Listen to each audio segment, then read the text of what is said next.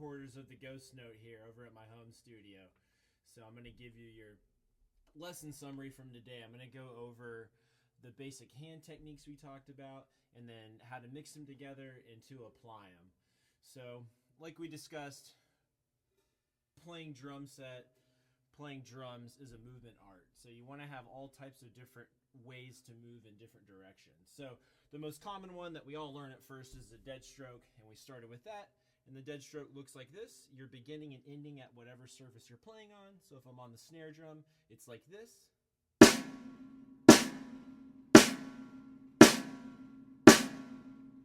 And no matter what technique you use to get there, if you stay at the surface you hit, it's a dead stroke.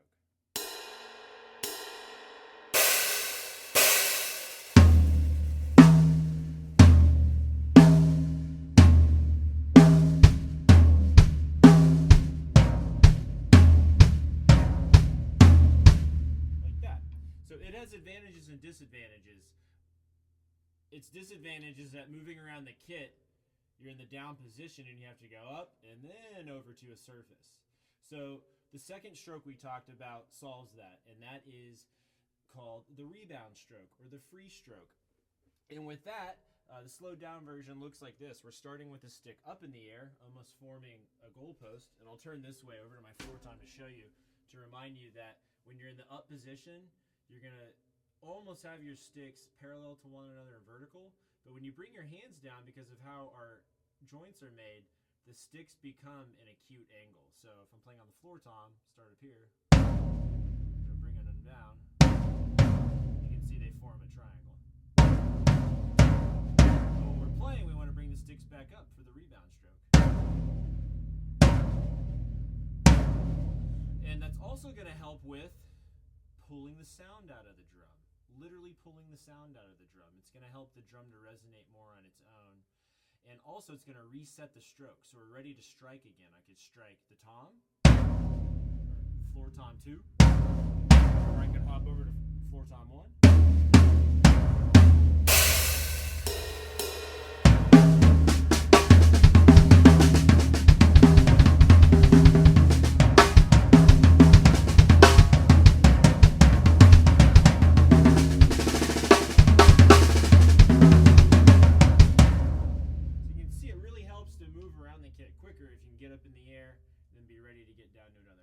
So that's the rebound stroke. Free stroke, just getting back up into the air. And if you're playing at a lower height, you just return to the lower height. Like that. All right, so the next thing we talked about was getting into the Moeller technique. And so the Moeller is great for a lot of reasons. The main Moeller technique that you're going to want to start with and then build upon are Moeller accents, which look like this.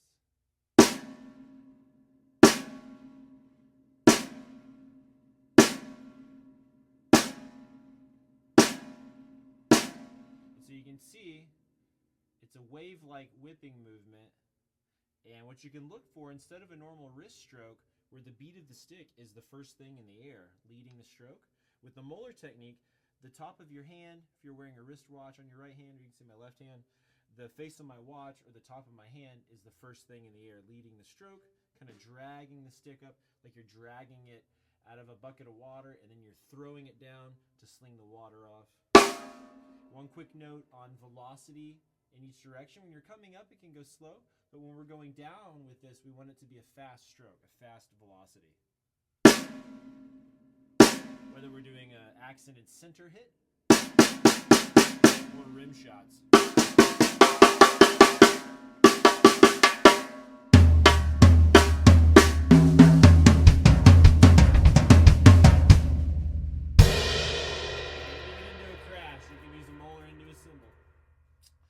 So the cool thing with the Moeller is that it's very efficient. You can get multiple notes in each direction. So we're getting an accent on the direction down in the downstroke.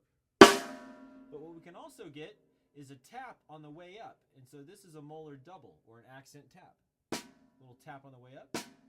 Remember, the way we got to that to help us is think you almost accidentally hit the drum. Just kind of bend your wrist and whoops, I tapped the drum. And then you're in the up position, keep going, then you're wound up to get an accent. And so on the snare drum, it's like that.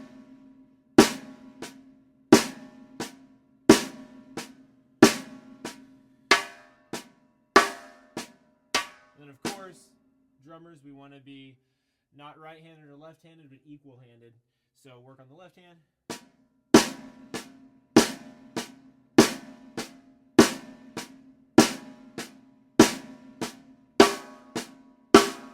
If you can, film yourself practicing so you can see yourself in third person, but also get a vanity mirror. I have one across the room. I'll leave it over there, but set it around like we have in the lessons room so you can see your movement in real time. That'll help you quite a bit to make real-time adjustments. So what we did with that technique, application-wise, is we used it to not only play on the hi-hat dynamically, but to help sync up our hands and our right foot. So we'll talk about right foot technique in just a second. But what we did is we took that Moeller accent tap, a double. You can do triples, you can do fours with it. That's another lesson. But with this, just doing the double, now we can play the hi-hat with a little bit of character, a little bit of accent tap, kind of a darker sound than a lighter sound, right? We have multiple colors going on the hi-hat now. This is an undulating wave like chat, chat, has like a forward momentum to it that's really nice. You can use it to accent the downbeat, like 1 and 2 and 3 and 4, or you can accent the upbeat, 1 and 2 and 3 and 4 and. We're just going to focus on the downbeat for now because we're going to work on the mechanics of the hands and the mechanics of the right foot using the piston stroke, which is the stomping movement we discussed. And as you're doing really well with, you want to begin and end with the foot totally flat, relaxed, and the beater back. And then when you start to play the piston stroke technique, lift up at the heel and then make it all one movement, and then stomp, putting the weight into the ball of your foot, and then landing quickly. So it all should happen very quickly, all in one movement.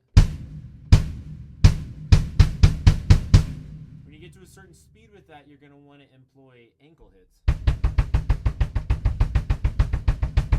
which are more like that. But for now, you just want to use a whole leg. Get a nice full sound, get both heads on the bass drum to resonate fully, get all that shell tone out of the drum.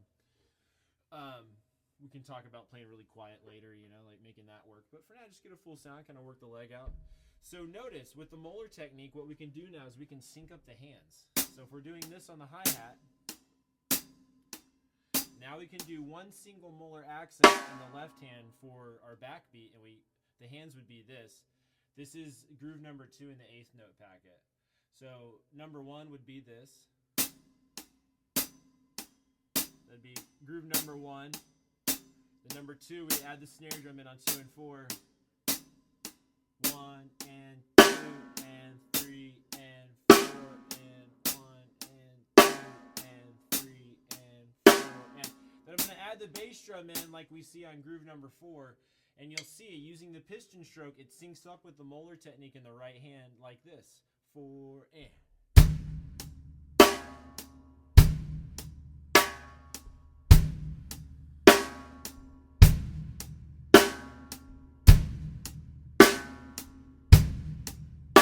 You play all different tempos.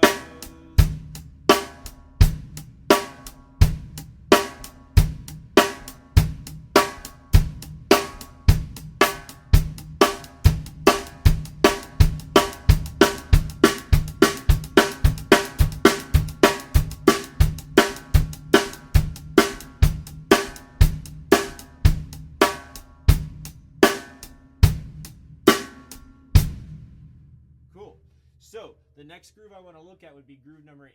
The reason why we want to reference that one is because it has a bass drum on the and of 1 and the and of 3, and it's going to cause you to play movements that are opposite of one another between the right hand and the right foot.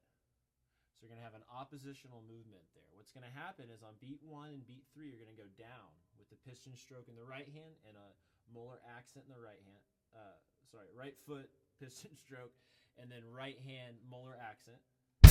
But then when you go to do the unaccented tap on the way up with the Moeller, you're also going to have to stomp your foot. So the Moeller tap is going in the opposite direction as the piston stroke downstroke. So it looks like this. You can see my right hand going up and the right foot going down. So when you put that inside the groove, you can see them on the and of 1 and the and of 3 moving in the opposite direction.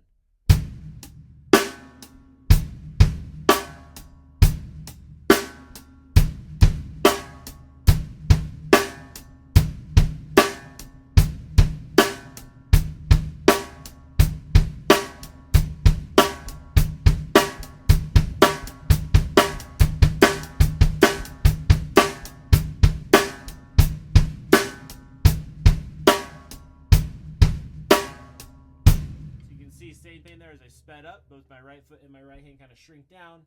You don't sacrifice volume there. It will still be loud. Just one quick thought I have. The cool thing about Moeller stroke, like we talked about moving around the kit, it'll help you to add crash cymbals into the groove, because using the Moeller, I can just hop over to the crash cymbal like this.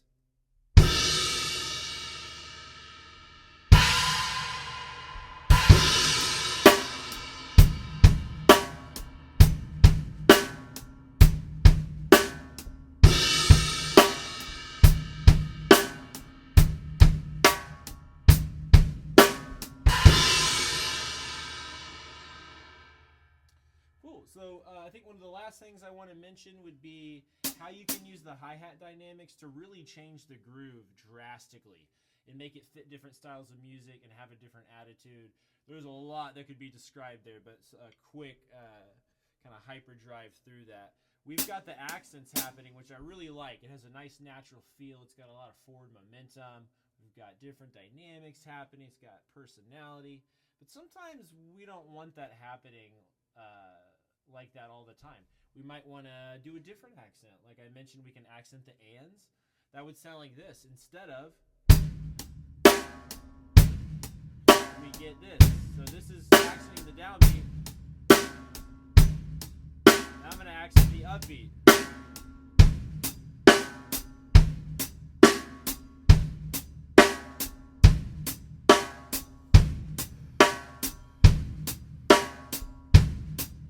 Go back and forth, you can hear the difference in the vibe. Downbeat. The upbeat.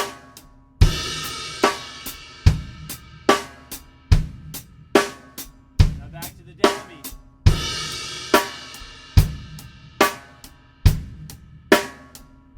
Back to the upbeat.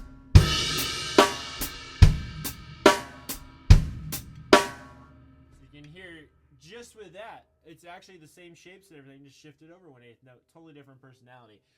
Real quick on that, and then we'll talk about playing even rhythms on the hi-hat, or dynamics on the hi-hat rather, even dynamics, and then we'll wrap up. This Moeller technique's really useful when you're playing on a cymbal like the ride cymbal on either the left or the right side, and you want to use the bell.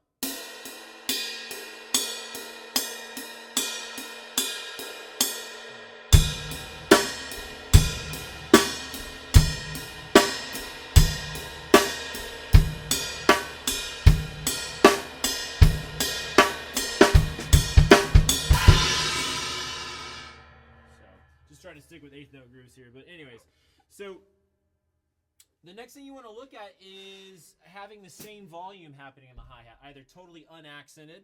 This is great for all kinds of styles, anywhere from like Bill Withers to James Brown to all kinds of stuff, but just playing like much lighter.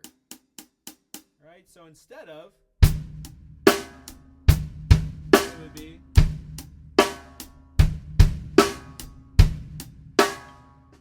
we could call it static, but even within that, there's going to be some dynamics. It's good to have some undulation happening in the rhythm. There are some times where you do want to make it more static and more angular, whether it's playing with the beat of the stick, you know, making it really even, or using just the shoulder of your stick on the edge and shanking the hi-hat like this.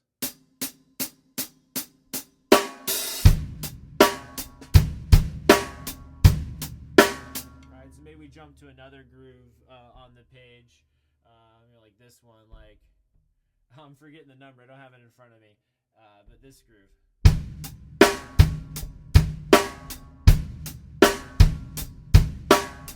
So I could accent the downbeats like that, or the upbeats, or no accents.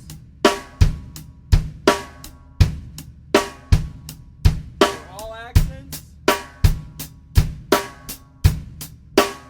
or I can mix it up and do something totally mixed up, you know, like do all types of dynamics like this.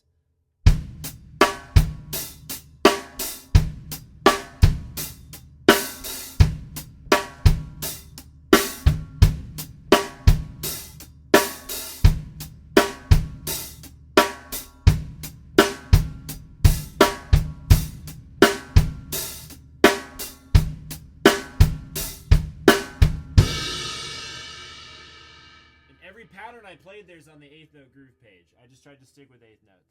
There were a couple ghost notes in there. But anyways, that summarizes everything we worked on. You can see it there.